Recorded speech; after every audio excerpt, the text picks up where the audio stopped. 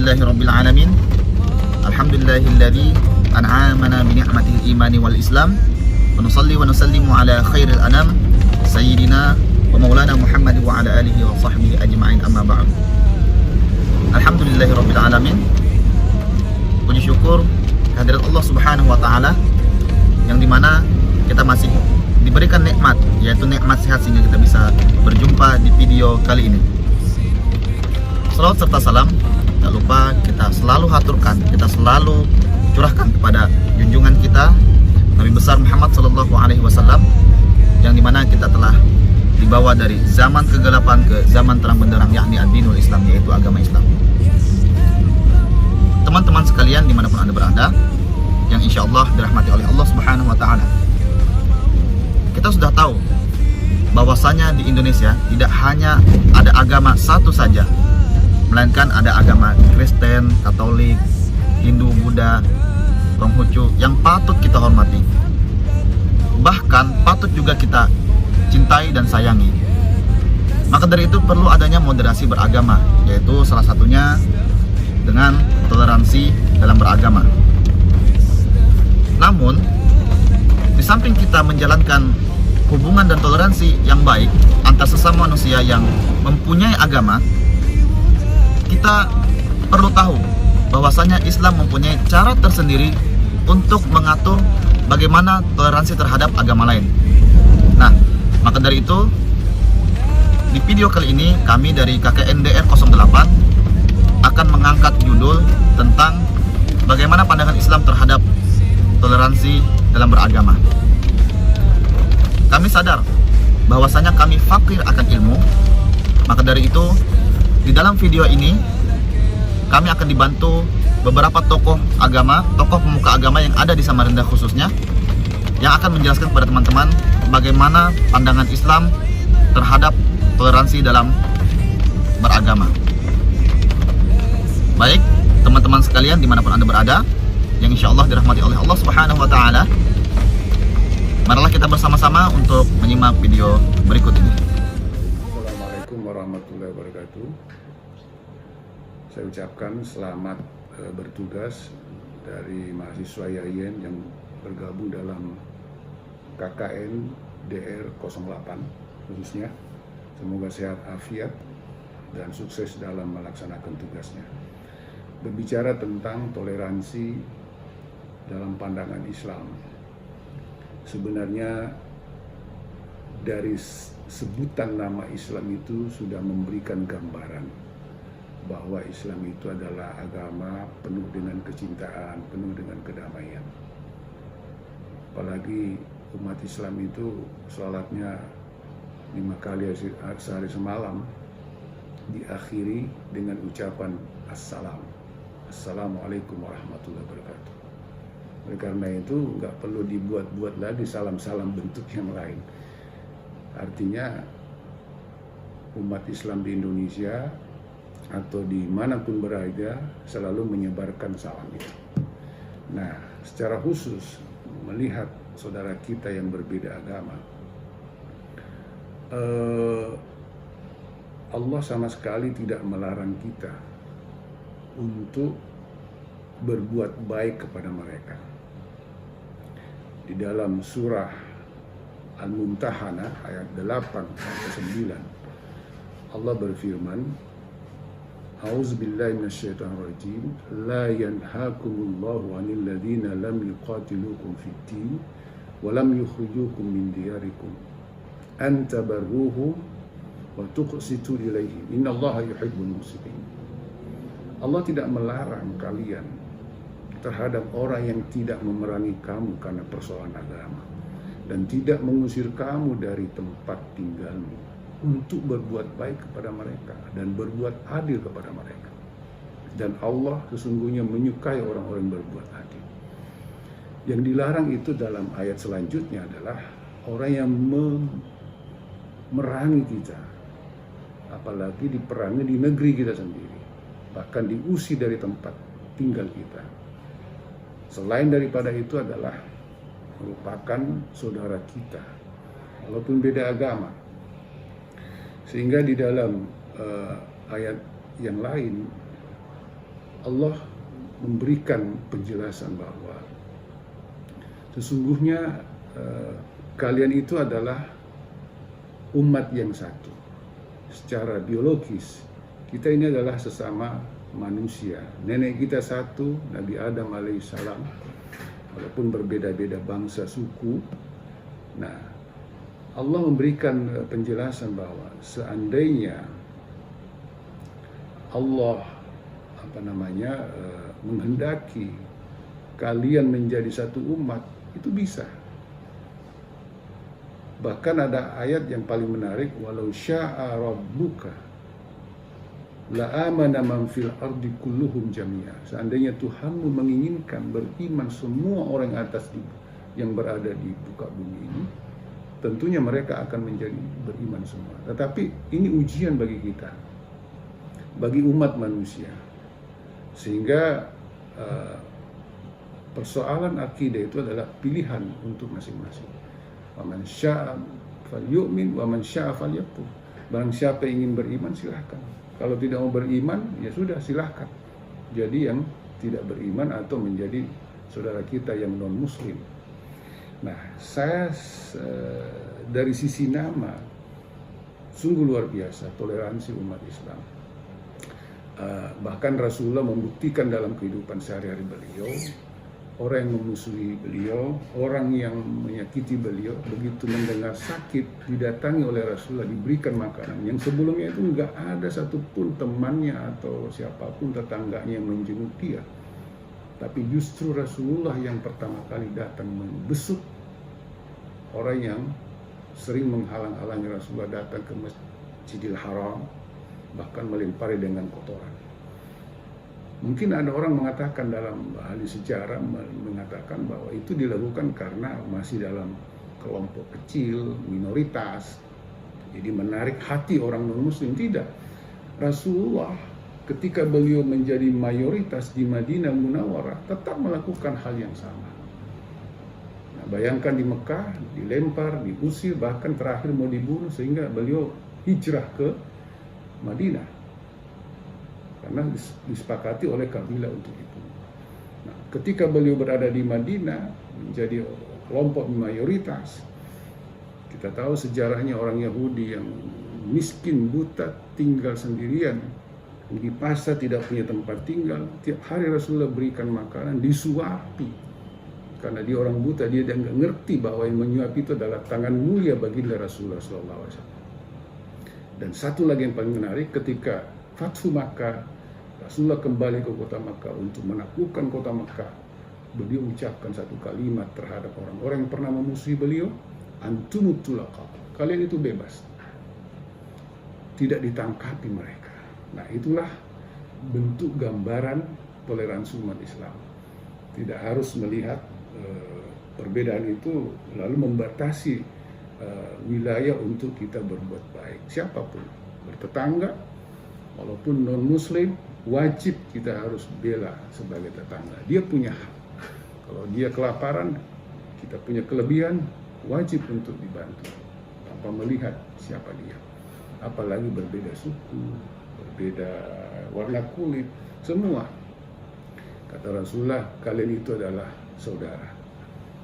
Kalian itu adalah semua dari Nabi Adam. Siapa yang paling mulia di antara kita? Hanyalah orang bertakwa kepada Allah, orang yang paling bermanfaat di antara kita. Oleh karena itu, perbedaan agama bukan menjadi suatu persoalan yang harus dipertajam, dipertentangkan, bahkan bermusuhan. Sama sekali tidak ada. Karena kenapa? Ada hadis Rasulullah yang paling menarik untuk kita ingat. Man azazimiyan faqad azali. Siapa yang melukai, menyakiti orang yang berbeda agama, hidup bertetangga dengan baik, maka kata Rasulullah, sama dengan menyakiti diri saya sendiri. Mudah-mudahan ada manfaatnya. Wallahu a'lam bishawab. Minallahi musta'an wal istiqlal. Wassalamualaikum warahmatullahi wabarakatuh. Nah, kepada Habib Muhammad bin Mukhdur Al-Atos kami persilahkan. Ikhwan sekalian dan ikhwat di mana saja berada yang dimuliakan Allah Subhanahu wa taala. Langsung saja berkaitan dengan pertanyaan saudara kita tadi tentang masalah toleransi beragama. Kita di Indonesia memang bukan hanya beragama Islam, akan tetapi juga ada agama-agama selainnya. Yang perlu digarisbawahi di situ adalah prinsip, di mana kita yang beragama Islam harus mempunyai prinsip. Demikian juga agama yang lainnya, masing-masing punya prinsip. Jadi ini merupakan pegangan kita. Beragama Islam harus berprinsip. Kemudian berkaitan dengan agama yang lain, pandangan agama Islam, maka semua yang menjadi saudara kita itu wajib kita hormati. Saudara di sini ada saudara seagama dan juga ada saudara setanah air. Ya.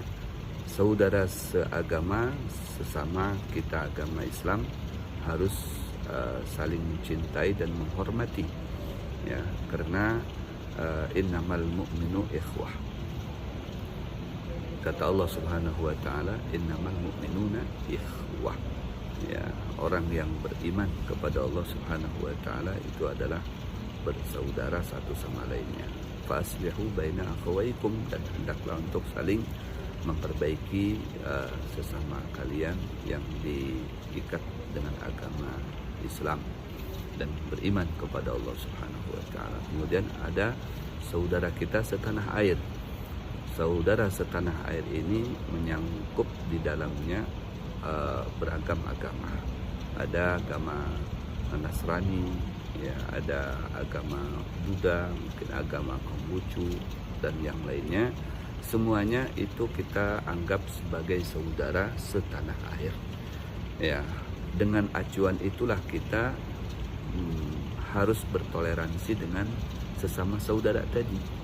Ya, meskipun agamanya berbeda, ya, tapi ada nilai-nilai saudara di situ karena satu tanah air, satu bangsa, satu negeri, yaitu Republik Indonesia yang dibahasakan sekarang Bhinneka Tunggal Ika. Ya, maka dengan dasar itulah kita harus menghormati satu sama lainnya.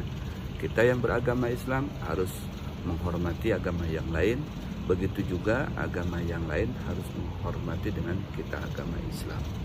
Ya, kemudian batas-batas toleransi di sini, ya, seperti dalam bermuamalah, ya, dalam berperilaku, dalam bermuamalah seperti sosial, ya, kita bersama-sama satu sama lainnya seiring selangkah, tidak jadi masalah karena sifatnya sosial. Ya, kemudian juga berbisnis, kita bersama-sama, namanya berbisnis untuk mencari nafkah. Ya, kemudian bertetangga. Ya, nah ini kita harus juga saling menghormati, sekalipun tetangga kita seumpama yang muslim ada non muslimnya, yang non muslim ada muslimnya. Nah itu ada nilai-nilai ukhuwahnya di situ karena ada nilai-nilai tetangga. Kemudian dalam perihal ibadah, nah ini yang harus kita batasi karena lakum dinukum waliyadin. Ya, dalam perihal ibadah ya masing-masing. Ya, artinya mereka yang beragama Nasrani ibadah dengan prinsipnya sebagai agama Nasrani. Ya, Buddha prinsip sesuai dengan agama yang diyakininya, yaitu agama Buddha dengan prinsipnya masing-masing. Kita yang beragama Islam ya harus punya prinsip, jangan sampai kita dicampur adukan. Ya, kita sekarang sembahyang di masjid, nanti sembahyang di gereja. Nah itu kan namanya bukan toleransi. Dengan alasan kita toleransi, ya, orang Islam harus ngikut juga sembahyang hari Minggu atau hari Sabtu di gereja. Tidak bisa, itu namanya bukan toleransi, kebablasan. Dan kita juga tidak menuntut mereka untuk sembahyang di masjid kita sebagai orang Muslim, kan begitu. Tapi secara bersosialisasi dan bersosial kita harus bersama-sama saling menghormati, ya, satu sama lainnya. Nah, karena tadi itu bersaudara dari sisi kebangsaan. Ya, ini makna daripada toleransi, karena sudah jelas dalam Al-Quran lakum dinukum waliyadin, ya, agamamu dengan prinsipmu beribadahlah dengan prinsipmu masing-masing, dan agama saya yang beragama Islam beribadah dengan gaya dan prinsip agama Islam, karena semuanya sudah diatur ya di dalam agama Islam, di dalam pedomannya yaitu Al-Quran, ya, di mana kita ada batas-batas untuk bertoleransi dan ada batas-batas tertentu harus kita berprinsip, yaitu perihal ibadah. Mungkin ini saja yang dapat saya sampaikan, yang mudah-mudahan bermanfaat. Wallahu a'lam. Assalamualaikum warahmatullahi wabarakatuh. Baik, mungkin langsung saja beliau jawab. Kepada beliau, falyatafaddal mashkura. Kalau misalnya rahmatullah, toleransi atau dalam bahasa Arab at-tasamuh dari kata samah, samih ismah. Artinya secara umum ada dua. Ada samah itu mengizinkan atau izin, yang kedua adalah maaf.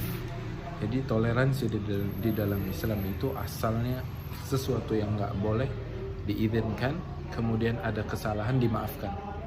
Itu secara bahasa maknanya seperti itu. Nah, begitu juga secara syariat.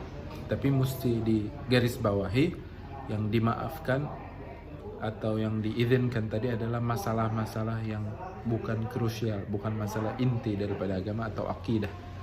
Kalau dalam akidah tidak boleh ada toleransi. Allah itu satu sudah. Dimanapun kita berada, minoritas mayoritas, kita mesti katakan Allah satu, selesai.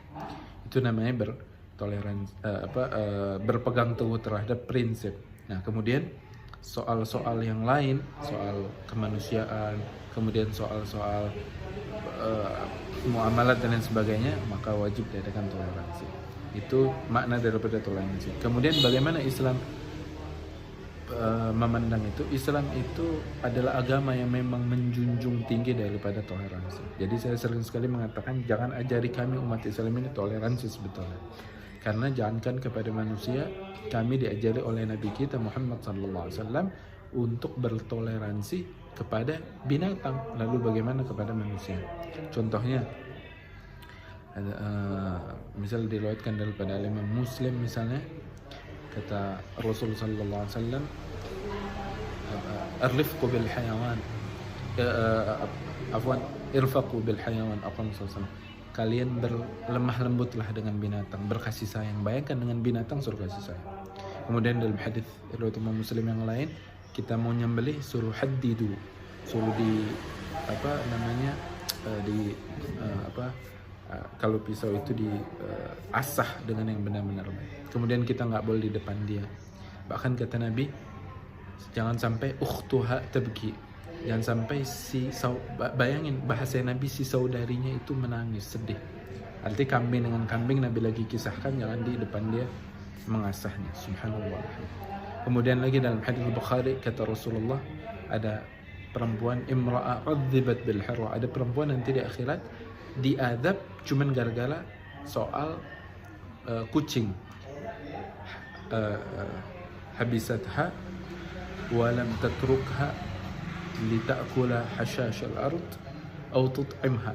Dia ngunci itu si kucing, dalam hadis lain diikat, kemudian dia nggak biarkan makan, apa kata Nabi, serangga-serangga gitu, atau dikasih makan. Kita kalau nggak mau ngasih makan kucing, biarkan dia merdeka ngasih makan sendiri.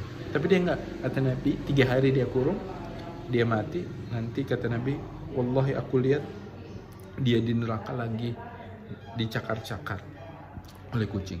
Nah itu subhanallah, jadi Islam mengedepan. Kemudian ada lagi hadis yang terkenal daripada Bukhari, bahwa seorang wanita pelacur diselamatkan oleh Allah Subhanahu wa taala daripada siksaan api neraka karena memberi minum anjing. Bayangkan anjing yang kelihatannya hina dina diberikan, tapi kata Nabi, Allah syakaraha faghfarallah, Allah berterima kasih kepada si perempuan tersebut, maka Allah ampuni. Nah, jadi intinya Allah subhanahu wa ta'ala melalui lisan Rasulullah mengedepankan toleransi kita kepada binatang. Lalu bagaimana kita bertoleransi kepada manusia itu lebih lagi. Kemudian yang terakhir, sudah pasti barang tentu ketika kita apalagi di majmuk ini segala macam, kita wajib bertoleransi, tapi saling tolong menolong yang tadi yang disyariatkan Islam. Bukan misalnya kita ibadah bareng di gereja apa segala macam. Enggak, itu dilarang. Diturunkan ayat tentang khusus itu di surat Al-Kafirun. Tapi dalam hal yang lain, kalau ada orang mau bakar masjid misalnya, orang mau bakar gereja, mau bakar kuil, kita halangi. Nah, itu namanya toleransi. Tapi bukan yang tiba-tiba tidak ada ujian kita ikut-ikutan. Itu namanya bukan bertoleransi di dalam yang dibenarkan oleh Islam. Nanti saya edit juga nih anunya. Baik, satu pertanyaan lagi buat saya Samir.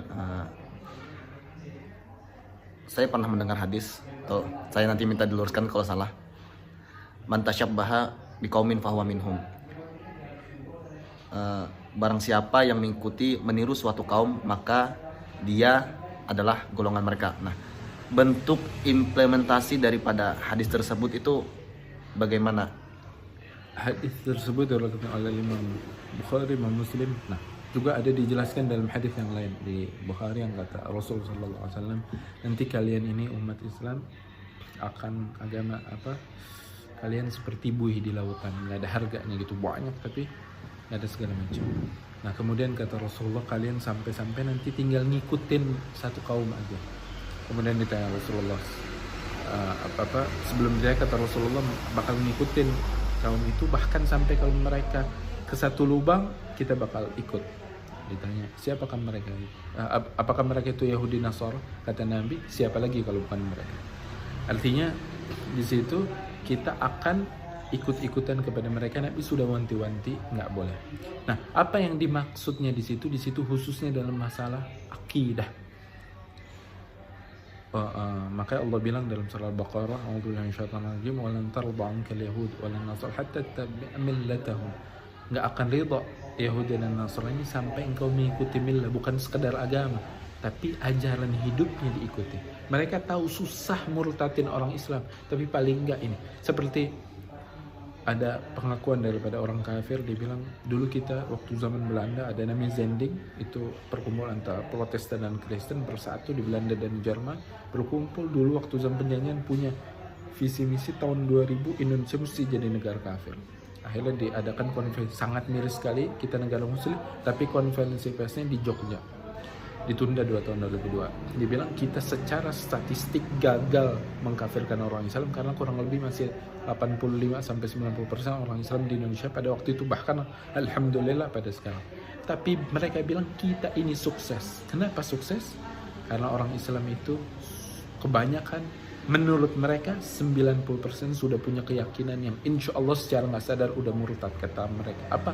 Menganggap semua agama itu sama. Jadi kalau menganggap semua agama semua agama itu sama, jadi penyembah Allah dengan penyembah salib, penyembah Allah dengan penyembah batu dan lain sebagainya itu dianggap sama, menurut mereka sudah habis orang Islam. Mereka itu senang. Nah, kenapa? Karena mereka memahami konsep tadi tasyabuh bil kufur. Jadi tasyabuh bil kufur dalam pemikiran, dalam akidah, dalam bahkan sehari-hari, tapi yang jelas-jelas bertentangan dengan Rasulullah. Contohnya makan dengan tangan kiri, Rasulullah bilang tangan kanan, maka itu nggak boleh. Walaupun itu bukan akidah, betul orang makan tangan kiri nggak keluar dari Islam, tapi sudah menentang Nabi karena Nabi ada jelas-jelas. Nah, yang kayak gitu, pokoknya kehidupan yang sudah jelas-jelas Nabi atur A, B, C, D, bahkan yang lebih besar lagi kayak politik segala macam, dia tentang. Atau bahkan yang kecil-kecil kayak sekedar tidur balik ke kanan apa segala macam, tapi dia masih tentang. Nah, itu maka dia bakal na'udzubillah min dzalik dianggap sama oleh mereka. Kalau dianggap sama oleh mereka, apa hakikatnya? Bisa dianggap di sisi Allah kafir. Kita nggak boleh kafir-kafirkan kalau ada orang niru-niru, betul. Tapi di sisi Allah Subhanahu wa taala, itu yang paling penting. Na'udzubillah min dzalik, dia dikuburkan secara Islam, sholatin apa? Ternyata pas dikubur, kata Allah, kamu sudah kafir, nggak punya iman. Na'udzubillah min dzalik. Nah, itu kita mesti ada. Kemudian satu lagi saya sebagai penutup begini, agar kaum muslimin lebih paham lagi bagaimana toleransi di dalam Islam luar biasa. Rasulullah pernah mengatakan ada namanya perang Al-Fijar. Sekarang sayang sekali kaum muslimin jarang ada yang tahu namanya perang Fijar. Perang Fijar itu adalah perang, kata Rasulullah, kalau ana law kuntu du'itu an a'uda ila harbi fil jahiliyah ka harbil fijar la lastajabtu aw qala sallallahu. Kalau saya, kata Rasulullah, diajak atau diseru untuk perang di zaman jahiliyah, dulu Nabi pernah perang di zaman jahiliyah umur 15 tahun, namanya perang Fijar, pasti aku akan ikuti. Ditanya kenapa ya Rasulullah? Karena itu perang membela keadilan. Nah, waktu itu orang Quraisy membela, ada orang yang datang ke Mekah dizalimi, dia perang agar dibalikan harta atau haknya si orang yang dizalimi tadi. Itu luar biasa.